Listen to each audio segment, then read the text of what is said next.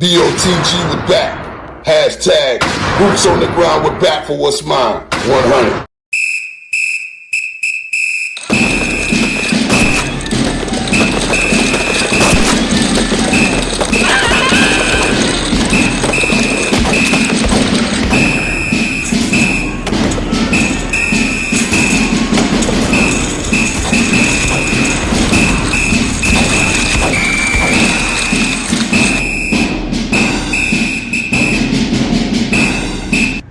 Yeah, family. So I had a talk with the owner of this museum, Mr. Webb, and I told him what I was doing. He said, "It's interesting things for us to see."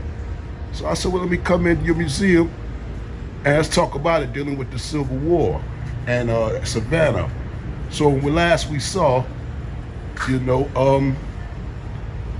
this is going to lead into, he's going to show me some things that lead up into the Civil War, dealing with South Carolina and how it affected us in Savannah and what happened. So let's go in and see Mr. Webb and the nice things he say he has for me. Let's go. Okay, we are in the Webb Museum here down in Savannah, Georgia. Make sure you check it out. I'll leave the address. If you're ever in the city, it's definitely a nice place. But when you're digging on history like we do, and this is what we're dealing with now, we're dealing with the Civil War and the 40 Acres of the Mule from the point of Savannah, Georgia. This is 1861, 1865. You can see the Confederate battle flag, and this is coming out of the Macon, Georgia area. We call it the Mac Town. That was used. So when we talked about the celebration when South Carolina succeeded, the celebration in Savannah, we said it was at Johnson Square.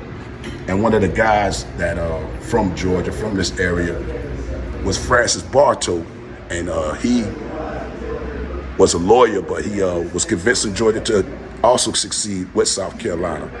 So we're going to see his name on the succession for succeeding. So before that, in this museum, thanks to Mr. Webb and his family, this is the letter, actual letter of South Carolina succeeding. It's a relic, and this is for the attack on Sumter. You know, that attack, we do orders and wars, that attack is what set it off. And this is some more stuff. This is the actual drawing. I don't know if y'all can see, get out that shadow. So this is actual tangibles that the Webb family allowed me to see. Thanks to them again. The Webb Museum, make sure you check them out. And so this was the strategy plan, right? Actual factual. Let me show you something else. These are the letters, handwritten letters, copies of them, talking about the siege of Fort Sumter. I can get in there to show you that, talk about the balls and the muskets, what they're gonna be using. Actual factual. Hashtag BOTG with back. We put tangibles to the story and get it more as authentic as we can. And this is, like I said, the battle plans. You can see they have the ships drawn in, what angle that they will come in from, what they're going to attack first, right? What the Union was going to attack first. It looks something like Fort Pulaski, a little bit, when we look at that fort. We're going to see that. Some more relics they allowed me to share with you all. Again, thanks to the Webb Museum. So you can see it's authentic, and it's just written over to try to, hard to see what it was. But we bring the tangibles to the game from a different POV. I'm gonna have to give these back to them, so now I can't keep them. Don't leave that in the comment. So I appreciate them let us see that. Something rare I did not expect. Excuse me for that shadow. But we have some Civil War relics, authentic things we have right here. Something I saw that was interesting was this, the Bullet Bible. So if it wasn't for that Bible, you know, this private, Joel W. Taylor, you know, his Bible saved his life on the second day of Battle of Gettysburg. I know we're not talking about the Gettysburg right now, but I thought that was interesting. And this is where they would show you how the Bibles were for soldiers. Short and thick, you know, Civil War era Bible. There goes Robert E. Lee. We are talking about, he's in what we were talking about. That's Jefferson Davis. That's Robert E. Lee. It said this picture was given to the Miners family of Savannah, and I think I seen one of their graves. Some more letters. You can see that 1868. That had been right after the Civil War, right? So you're going into another era after the Civil War, as far as legislation start getting to Reconstruction. But we're gonna continue. So now we got the fort, we got the attack that they're gonna do on Fort Sumter. We got the celebration in Savannah at Johnson Square. Now the war is on. And let's get to it. Hashtag BOTG with back. Why? Yeah. When we talked about Francis Bartow and the Civil War, I gotta bring his statue. You can see that. And we know Francis Bartow. There you go right there. Colonel of, that's the 8th Regiment, Georgia Volunteers, Confederate States, born in Savannah, Georgia, September 6, 1816, fell in Manassas, July 21st, 1861. So he died right when the Civil War was popped off, because he had his signature for Georgia to join South Carolina and succeeded. And he died in Bull, that's the Bull Run, where he died at, the first one of his status as colonel. But this Francis Bartow, basically a lot of people say he's the reason why Georgia got in the Civil War, and some people say whatever happened to Georgia is because of him. Atlanta got burnt. We can walk around and look at some of this, because some of this, they saying this one statue here, these grounds are dedicated to the Confederate soldiers. Right now, let me show you where we at though. We're at beautiful Forsyth Park. Telling if you're ever in the city, you'd love to come out here and get some fun in the sun. Dig what I'm saying? Yeah, back to business though. Let's go up there. This statue is about 40 feet, 45 feet. And you can see it right there. Let's zoom in and get you close. To the Confederate dead, 1861, 1865. Right? Hashtag BOTG with back. You know, we gonna get the tangibles for you. You know? So, that's that. Let's walk around a little bit to the front. Let you get your eyes on it. Shout out to the Spanish Moss. That's a whole nother build when the Spanish pulled up. You know? Spanish, the French, the Germans, everybody pulled up. And this the front of this side of the statue that y'all see,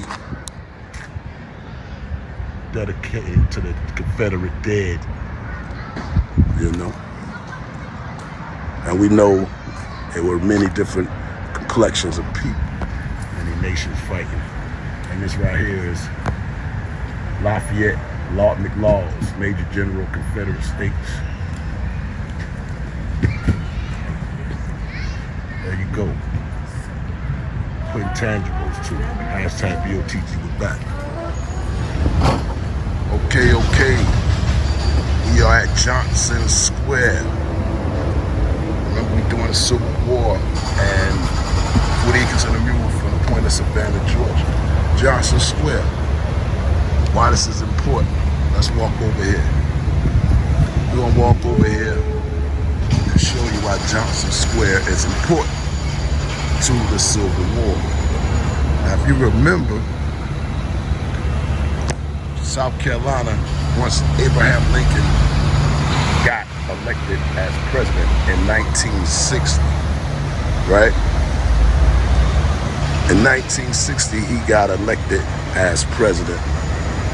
And the South said, well, we stand to lose something because Lincoln was a Republican and they felt like they had to stand to lose something. So in this square right here, once South Carolina succeeded, Georgia followed, right? Georgia had a big celebration, and they had it right here. They had it right here, and they had a big celebration for when South Carolina succeeded from the north. So right here, Johnson Square, right here, they had the big celebration here in Savannah. They had firecrackers going off, drinking, laughing. Everybody was ready. So the flag that you see here, it represents South Carolina succeeding from the Union with the eagle, and you see that Georgia, Alabama, Mississippi, and Florida said we will back South Carolina up if the Union used any type of force to try to bring her back into the fold of the Union. So I want to bring the tangibles to you. You know how we do #BOTG, we're back. And this is Johnson Square. So when you see it, when you do your own history, I'm bringing you tangibles. This is it, Johnson Square. A lot of other things went down in this square, but that's for a different time. #BOTG, we're back. Johnson Square. Celebration. So this kicked off the Civil War. Yeah. The Cotton Exchange. Savannah's Cotton Exchange. This is why I say the Civil War. We've seen that they didn't care too much about the so-called freeing the slaves. And Lincoln also had plans to send a lot of freedmen to Haiti and different other places, Sierra Leone. So let's read what that says. Savannah Cotton Exchange building was completed in 1887 during the era when Savannah ranked first as cotton seaport on the Atlantic and second in the world. That's it right there. It was the Cotton Exchange of the Atlantic and the second in the world. In this heyday as a cotton port, over 2 million bales per year moved through Savannah. The Cotton Exchange was the center of the activity and the staples in which dominated this city's economic life before its evolution into a leading industrial seaport. The exchange was designed by the naturally known Boston architect William Gibson Preston, 1844 and 1920. So basically, you see the money that was made, these bales were shipped directly to Britain. So the North wasn't getting no money, and that's part of the Civil War. Let's keep going. Since we doing the causes of the Civil War, I want to show y'all some of the money. The Confederate States had their own money. This is Richmond, the Confederate States of America, 1864, 1863. This is right before the Civil War. They had their own money. Savannah, they had their own money also.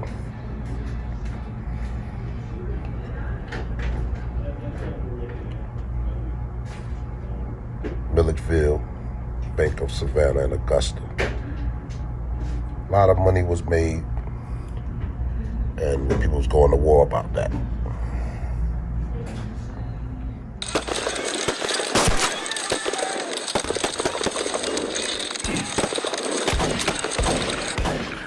Yo. #BOTG, we're back. Since we doing the Civil War and the 40 Acres and the Mule from the point of view of Savannah, we had to come and check out the forts. We gonna deal with this one fort. Right now, we're at Fort Jackson. We're at Fort Jackson. This is one of the plaques I want to show you, one of the ships Let me read it to you, then I'll show you the picture of it. This is the CSS Georgia, the ladies' gunboat. So it said, fearful of the U.S. invasion during the Civil War, two Macon women prompted a statewide campaign to build an ironclad vessel for the protection of Georgia's coastal and riverside towns. Macon, shout out to the Mac town. All my peoples up there. What up, Mac town? By March 1862, the Ladies Gunboat Association had formed to raise funds for construction, led by the women of Savannah. Statewide fundraising resulted in over $115,000. As you know, that was a lot of money. And donations, yeah, donations. Speaking of donations, Cash App, $3730B, if you want to send a donation to me, back for what's mine, thank you.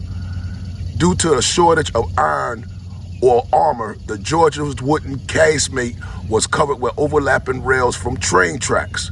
So they pulled up the train tracks, and that's what they put on top of the vessel. Her engines were too weak to negotiate the powerful Savannah River tides. It was too heavy to catch on to go up the current. See, when they made it, they didn't do it to spec. You know, they didn't do it right. Whoever was engineering, it sounded like an engineering problem. Leaving the Georgia as a floating battery anchored near Fort Jackson, where we are now, Fort Jackson. Without firing a shot, the vessel deterred U.S. attack from this position until scuttered. And that means that they sunk it intentionally.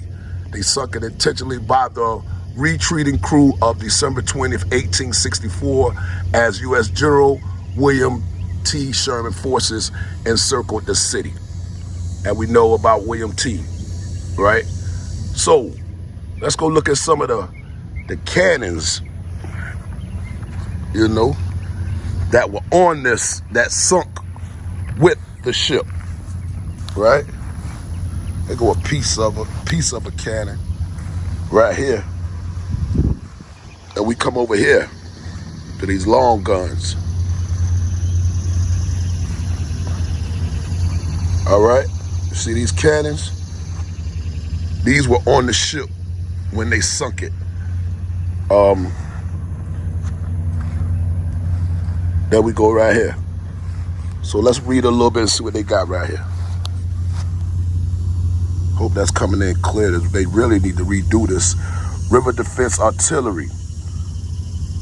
So this was mounted upon the CSS Georgia, ironclad in front of Fort Jackson during the Civil War. There's a 24-pound howitzer. And then you got right here, the model 1846, the 32-pound. Both were mounted, and like I said, they were during the Civil War. So this is your 24 right here. It's a 24 cannon, you know. Then you got the big girl right here, the 32, right? Let's go and get some more. Let's go actually to the fort. We on the way. All right, we are here at Fort Jackson. You know we're gonna get closer. We gotta do our recon. Civil War and 40 Acres and a Mule, presented by Back for What's Mine. We doing it with the boots on the ground. Y'all know how we do. We gotta go touch something. We gotta put the tangibles in the game. Make it real for you, you know? Now it was 3 forts, right, that were built around to protect Savannah. Because remember, Savannah was an important port. All that money coming out of all that King Cotton, all that going to Europe, and you know, and the North wasn't getting no money. So it's 3 forts. This is one of the smaller ones we're going to see. Get a little closer. See what we got. Let's go here. We got puddles. Been raining. Man, it's an old fort. Actually, this fort was commissioned to be built to take a part in the 1812 war. but it didn't get no action. And then it was part of the Revolutionary War. But during the Civil War, what we doing now, that's when it was, they had people in there, you know, ready to defend from what they call Sherman's March to the Sea, right? See the river right there? This is why it had to be important, because they could just come right through this way. We'll get a little closer. And you had to have somewhere to defend, so this is Fort Jackson. Let's go in here and see what we got. Fort Jackson. Surrounded by the marsh. Old bricks. Here we go. Fort James Jackson. All right, we coming over the moat. That's that blade grass. Y'all know about that blade grass? Will cut you up. That blade grass. Let's see. Yeah, this is one of the smaller ones. Right. I think they're doing a demonstration. Yeah, they're doing a demonstration. You need this ramrod. Every single bullet you ever want to load into this weapon. So if you forget it in the barrel, fire at your enemy. You want to join me for the rifle fire? Oh, you gonna shoot the rifle? Yes. I can record it? Pardon? Can I record it? Yes. Okay, cool. As you can imagine, these only work once. Therefore, you need a new one every single time. Now, the next order is shoulder arms. In a camp of instruction, this would show all of our officers and NCOs that we're now all loaded and primed, and now they can direct our fire. Shoulder arms. Ready. Aim. Fire. Yeah, I want to show y'all the Georgia secession flag. Following the secession of South Carolina from Union on December 20th, 1860, and the federal reinforcement of Fort Sumter in Charleston Harbor, delegates in Georgia voted to secede from the United States on January 1861. During the 3-week following secession in Georgia joining the Confederate States of America, this flag would have been flown over the public buildings and fortifications. I'm gonna show you that flag. So they had their own flag. So the white represents purity and the Lone Star symbol independence. A similar and better known variation of this flag is the Bonnie blue flag that's contained a blue field with white star in the center. All right, let's check it out. It said the white represents purity and the lone red star symbolizes independence. The secession flag. Let me see.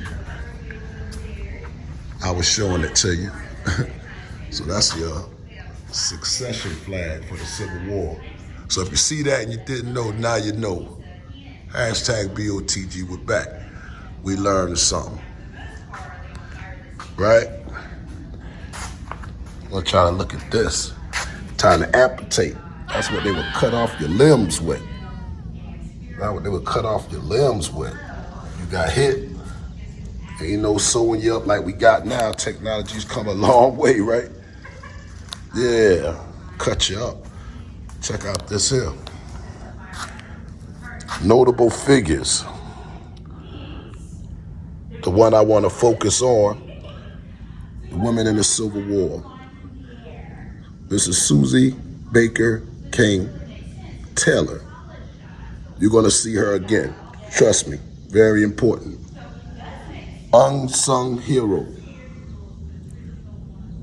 right? So it's a born into slavery, 1848, but allowed to come to Savannah at age 7 to live with her grandmother. Her grandmother wasn't enslaved. She is from Liberty County, Georgia, but in Savannah, her grandmother was not enslaved. All right, we're gonna get some more though. I ain't gonna spoil it. We got a surprise for her. Other figures, you have a Kate Cummings and with Claire Barton. These two women were working together, and they was in the medical field during the Civil War. All right.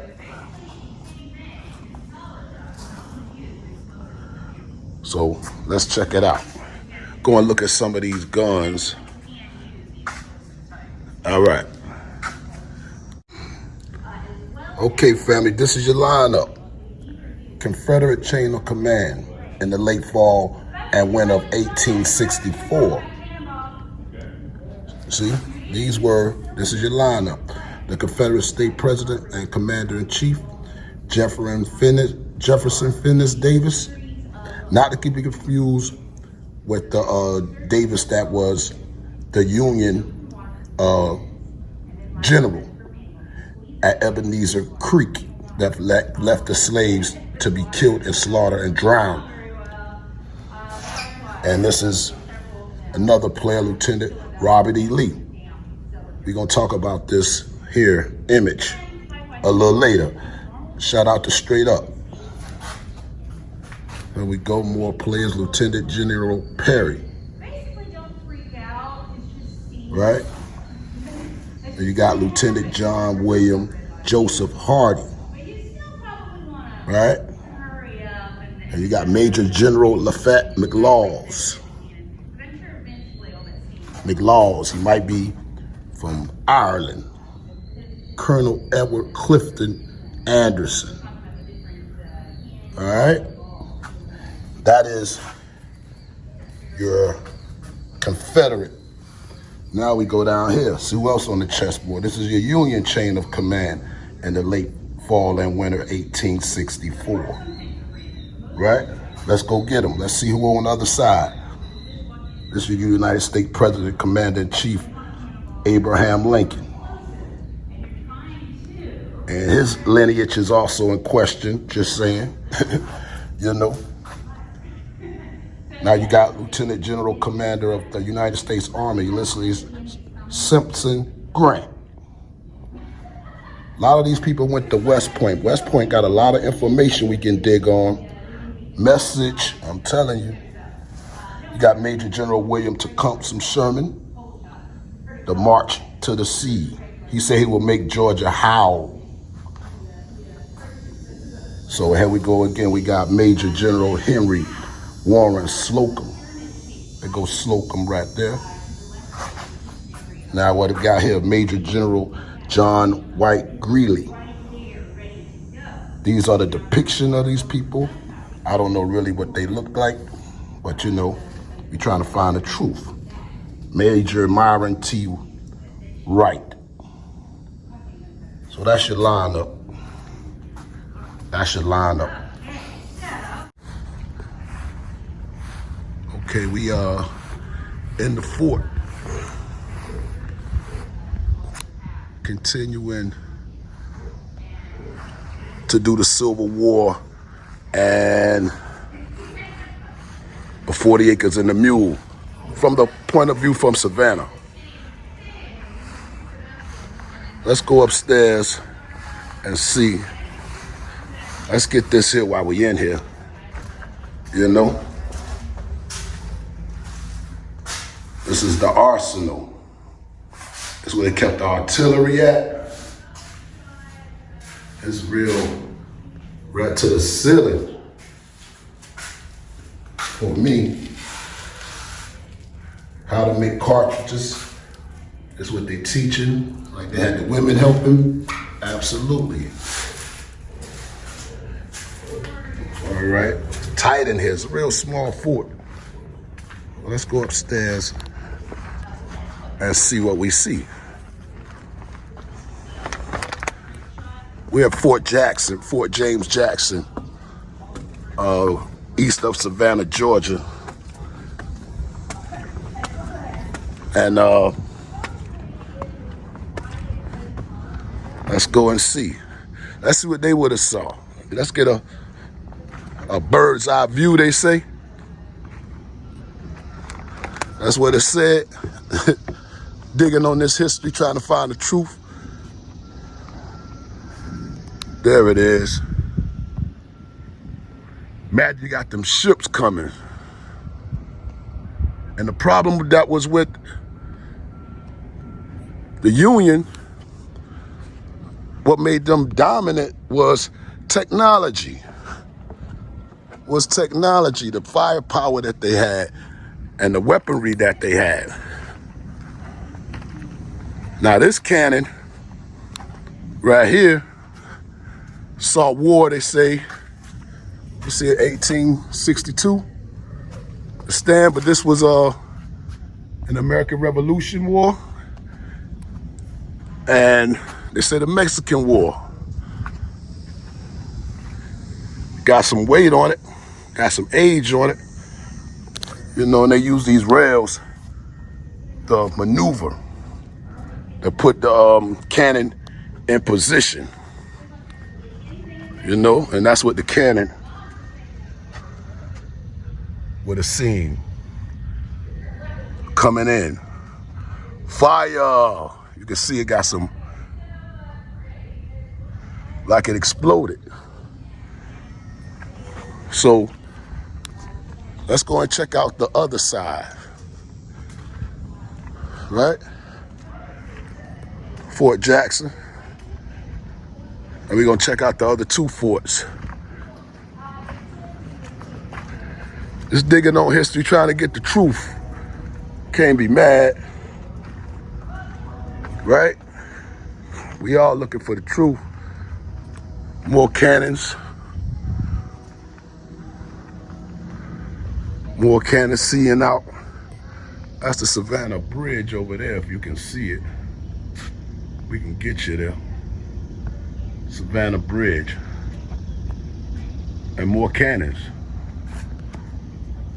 So this is about Fort Jackson. You know, we didn't go through all the corridors, you know, because I want to get you to all the forts. So that's the view. That's what we see.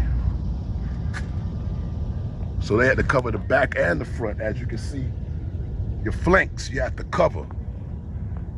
You know, but like I said, against the North, against the Union, it did what it can do. So once they took this fort,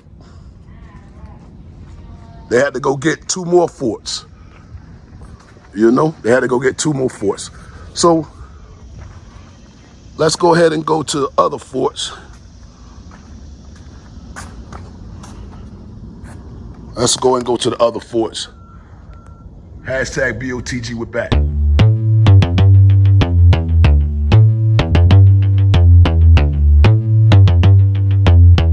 Ain't nobody stopping me.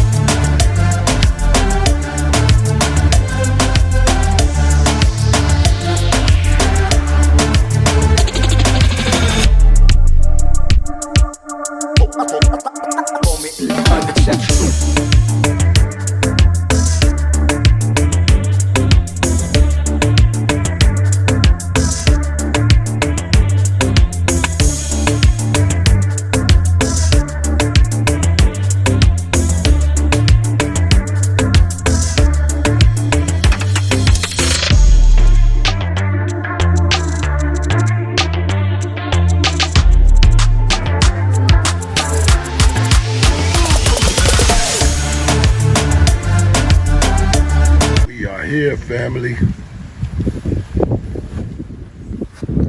Next stop, Fort Pulaski.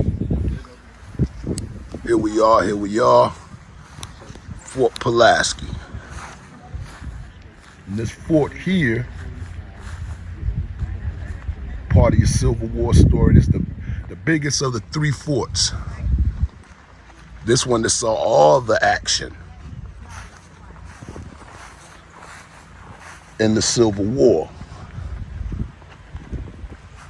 So, give you a good look at it. Fort Pulaski. You see the moat around it, the water. Huge fort compared to the other 2 we saw. There it is. That's how you see her. And it says guarding the door. See the point? 1860, what it looked like. Getting ready for war. Civil War time. 1870. Like I said, this is other fort that was used to help defend Savannah ports. Again, too much money was coming out of that port and Charleston. Understand, during the Civil War, Savannah didn't get burnt. Charleston got destroyed. But this is where they put up the fight. Pulaski, Fort Pulaski. And we're gonna take and look at, try to put yourself in the shoes. Take your mind back to the 1860s. 61, 2, 3, 4. We know 1865, the Emancipation Proclamation came, where the Union and the Southern states came back as a nation. Right? So we digging on this information. Hashtag BOTG, we're back. We putting this thing together with tangibles. Fort Pulaski. See those mounds? Got the moat, the defense mechanism. Now this, you see the cannons on top? Don't worry, we're gonna go up there and see something. This place took a beating by the Union. Right? Oh, another old building. Now let's walk off in here and see. You can see some of the damage. Like they repaired some, but depending on what side you're on, you can see more of the damage. Right? Here's the moat we're crossing. Fort Pulaski.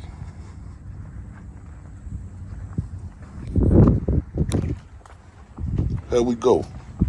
Something just jumped in the water. Was that a fish? That not come around me. You know I love my fishing rod, fishing pole. Put them in a pan. There go some of the mounds, the way they built them. Stockade spot. Right? More mounds. This is a huge fort compared to, like I say, what we saw.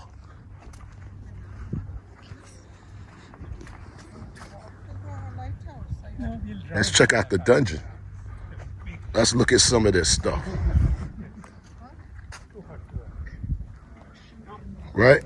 Well, you just saw some literature. So that's what it looked like. Let's see what we got here. You know we always got to do our recon work. Surrounding all sides of the moat, the dimbulan, literally half moon, that's what it means, protected the vulnerable fort entrance. The triangle area was modified in 1872 by additional of earthworks and mounds, which housed powerful magazines. During the Civil War, the dilemma, I'm probably saying that wrong, was flat and included gun platforms, kitchen mess halls, mess rooms, storage areas, and guard houses. Right. let's go down in there and see. Walk with back real quick. We put tangibles to the game, you know. We gotta have the tangibles. And you can learn a lot. The stories, boots on the ground, it explains itself. Okay. We are in here. We are in here. Not that tall either. Taller than the other ones. I guess when you would have like your storage and magazines or whatever type of storage they would have to use during the Civil War. You can see what it's made of. You see the shells in there? See shells right out of the river. Right? You can see. Civil War and 40 Acres and a Mule, presented by Back for What's Mine. Let's go around some more.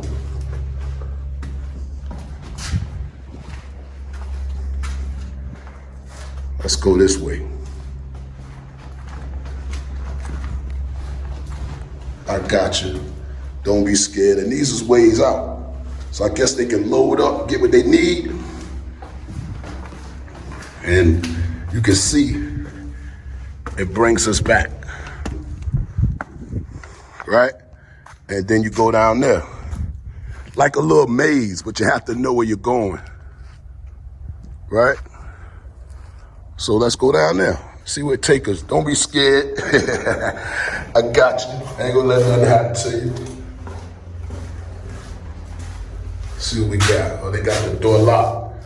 So that's kind of like when you come on a new land and you don't know where you're going. You have to check in with the locals. Kind of like when the foreigners came to the America, they had to check in with the indigenous people, right? See what was going on, you know? So let's head out. All right, we back out. Look at some of the building. It said you can see some damage that's still on this fort from the Civil War. Now this big as this place is, you know, it fell in 30 hours. Fell in 30 hours. What happened? I told you technology. They was shooting the round, the bore, what they call them, here with the South. You know, the Southern, they were shooting that as the missile, the projectile. But see, they didn't know technology because the Union had a projectile that spinned because the insides of the grooves of the cannons were serrated or it produced a circular motion, and that gave the Union more firepower, and it can get them at a distance. So this was made in masonry bricks, and 30 hours, that's all it took from the bombardment of the Union guns, the cannons, right? Let's go see where the damage at. Another moat. All right, let's go see. Look how big the mounds are. Huge. Let's go see. Okay, wood, because it's looking out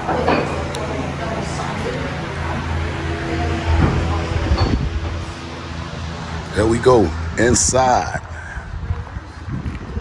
Inside Fort Pulaski. See how huge this field is compared to the other ones we were at?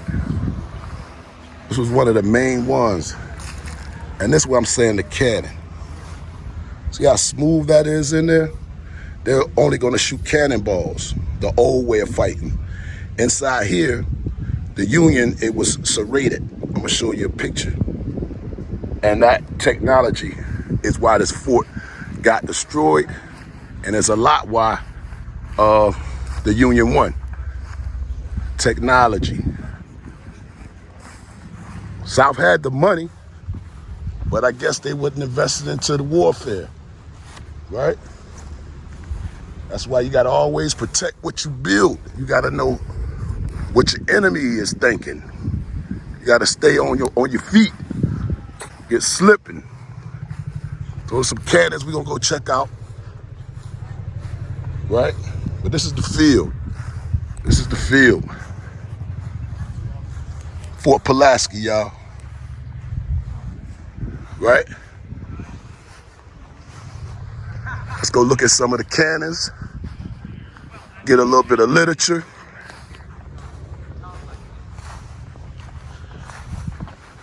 Boots on the ground, that's what we do. Put the tangibles to the game. You get the books and the looks, and we put boots on the ground. They go check out the story. Make sure ain't nobody lying. Right? Right? We gotta break down the participants of this Civil War too. There's a lot of fallacies in who these people were.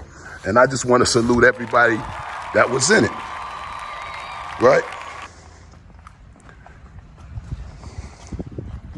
Here we go. Y'all can see that. Prepare for battle. In early 1862, Confederate soldiers used earth and timber to create a blindage. The blindage created a covered walkway to protect troops against incoming shots and shells. They also dug ditches and prepared in the parade ground. That was the parade ground we was at, excuse me, to catch rolling cannon shots. So that's what that is. You see that right there? So they will walk under that for protection, right? Let's see. Let's put our eyes on it, see what they would have saw.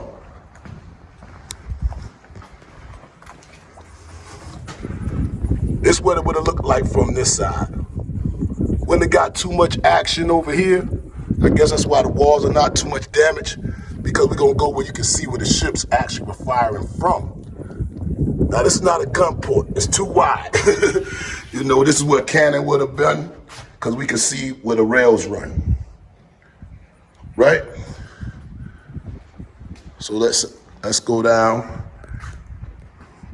Let's go up to the top. Let's see what they got. Fort Pulaski. Civil War and 40 Acres and a Mule, presented by Back for What's Mine. Let's go through. Can smell the gunpowder. Nah. Now, this here is important. Before we go up, I want to show you something. See those gates? Let's see what this was and what happened. Say, Fort Pulaski, prisoners. Our new ration of cornmeal, sour pickles, and 75 loaves of bread went into effect yesterday.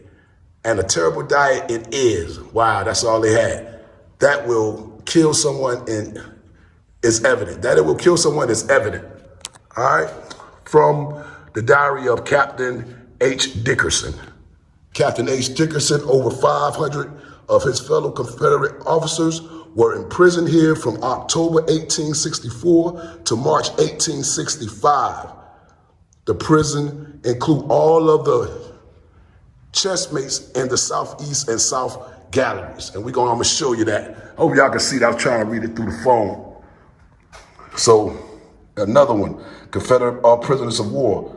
So when they took Pulaski, what they did with them, what the Union did was imprison them. Damn, the mosquitoes are biting. On October 23rd, 1864, approximately 540 Confederate soldiers were marched into Fort Pulaski as prisoners of war. They represented each of the 11 seceded states, plus the border states of Kentucky, Missouri, and Maryland. They brought everybody down here. And when you look at the flag, you notice, it has 13 stars, right? But it was really only 11 participants. So that's why you see it says border states of Kentucky, Missouri, and Maryland. and many had been prisoners for over a year by the time they arrived at Fort Pulaski. After a few weeks, it became obvious that Fort Pulaski was too small for so many men, and so 200 of the prisoners were sent to Hilton Head, South Carolina, and we're gonna do a build in Hilton Head, South Carolina on something else, leaving a little over 300 prisoners on Consbrook Island, right? I'll get a still for that, you know, and we can, but this is where, see that bunk? It probably was 2 to a bunk, you know? So this is where they kept the prisoners at. POWs. POWs. Remind me of some POWs that the indigenous people of America, and some people got reclassified to be something they were not. You dig on what I'm saying? Y'all dig what, y'all know what I'm talking about. Prisoners of war, POWs. So that's the little cell, right? So let's go ahead and go upstairs and let's see what they got going on. See all these bricks. Let's talk about some unsung heroes, but that's what we also here to do on hashtag BOTG We're Back. So we talk about the bricks. I'm not gonna read all of it, just some of it. It said embedded in bricks. Millions of bricks were necessary for the construction of Fort Pulaski.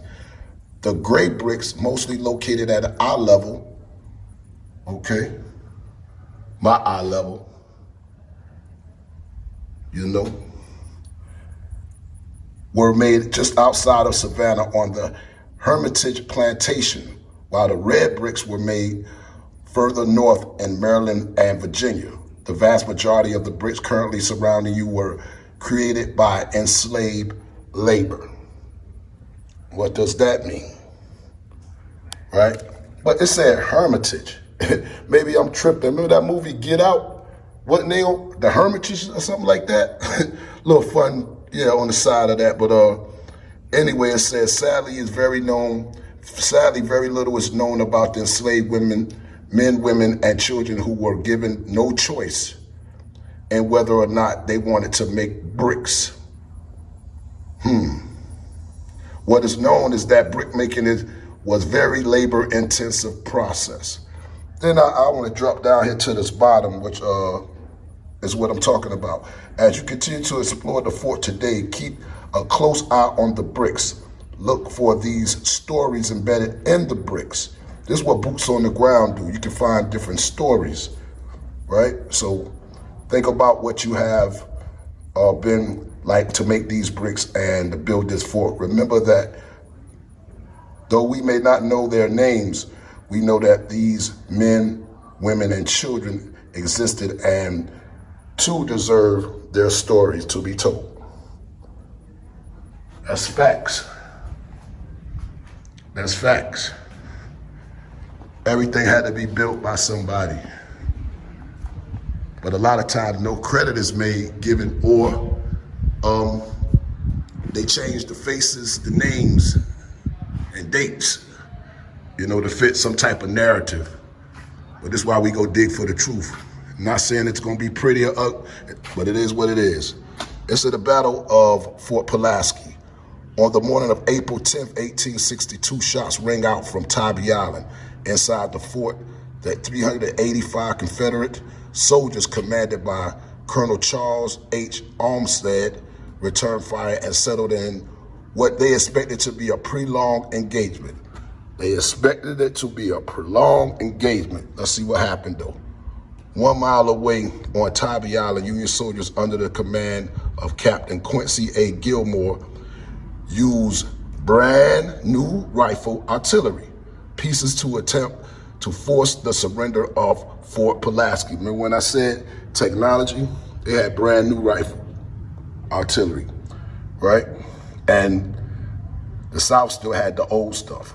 So with these rifle guns aimed at the southeast angle, huge breaches opened up in the walls. By dawn of April 11, shells were able to pass directly through the holes in the walls and begin to threaten the powder magazine. The powder magazine, that's the gunpowder for all your guns, your ammunition, that's the powder, all right?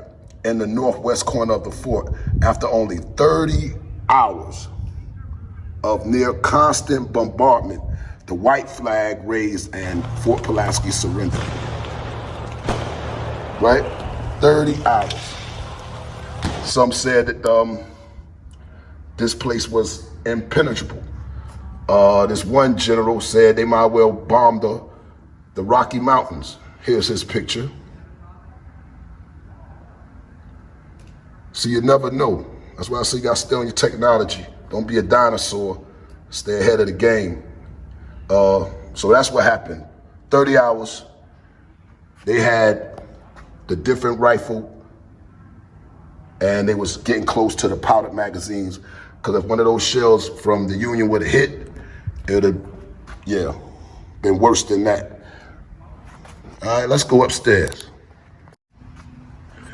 All right, let's go, let's go. Let's go, let's go. A winding road. Winding road to the top. But you know, I'm walking slow. They'd have been hustling, running up and down, up and down. And there's some hard concrete, some stone. Hate to slip and fall. It'd be a bad situation for you. All right, welcome to the top. Look back at it. You know? Welcome to the top. We go your cannons.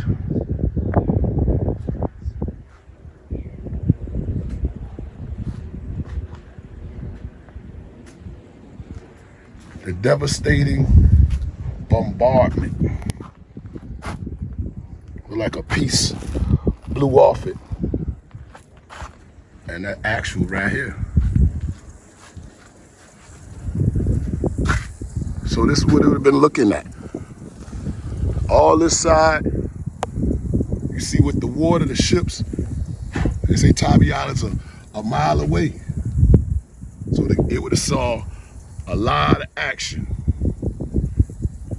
When we said, again, we know of these rails, they help maneuver the cannon, and it's a big cannon. So we go over here on this side, like I said, that would have got the most action. Then we go on the outside and then look back at the building. See the Atlantic Ocean over there. Like all this line of sight, I really don't think these would have been, you know, that high, because you would have had to see. So either it wasn't that high, or they would have had to cut it down. So let's continue to walk. Put tangibles to the story, that's all. Make it a little more real life. See all that damage? We're gonna go and see. We're gonna go and see. You can see all the cannon spots. No cannons there now. But they had cannons all around the fort. All around the fort. We at the top. Show you what it looked like if you fall. Don't fall. You know what I'm saying? Be careful. Be careful. Go and check out some of this cannon. Fire in the hole. Let's see what this one would have been seen. See a boat out there.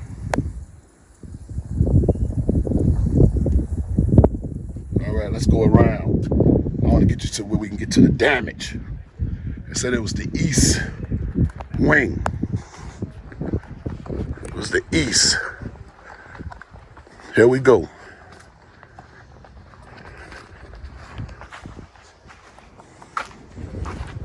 It goes, it says, shifting shorelines.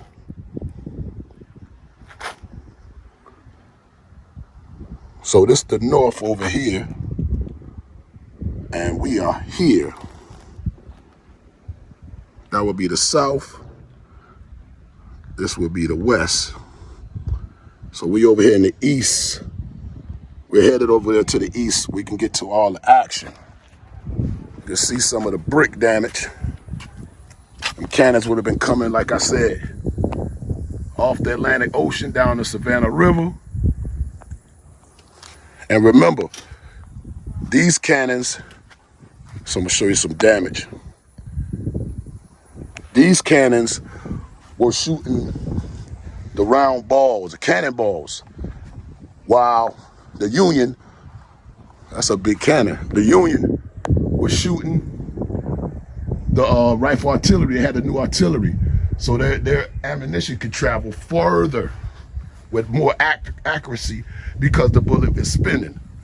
Kind of like what weaponry is today. Your ARs, all your, look at this one.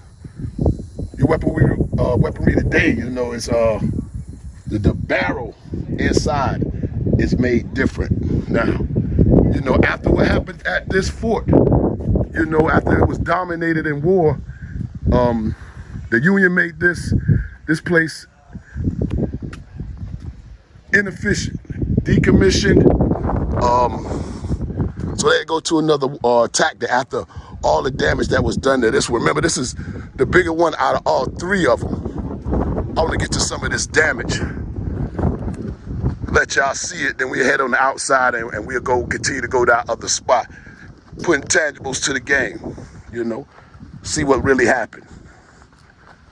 You know, give an honor to those people that fought and died, even the ones that are not named, that are not famed. And most of the time, they'll be the people that really did a lot of the work, you know, the heavy lifting, put in bad positions, you know. Shout out to the colored Confederate troops. Don't get a lot of spoken about, but this, y'all can see that. Back trying to get you close as you can. All that water, them cannons would have been shooting from over there, the Union. And you can see damage. Better from the outside. Like I say, all these trees and everything wouldn't have been, it'd have been in a bad line of sight. That would have had to come down. But see, this fort cannons could not reach them, could not reach the Union. So really this 30 hours, it's conceivable. They were just sitting here to be a sitting duck. There was no way to fight back. He was outgunned, just didn't have it. Civil War, y'all. Let me see. I'm standing on top now. All right, Fort Pulaski.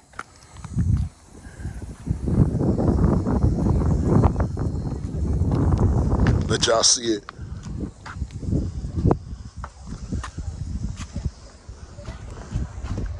Y'all check it out.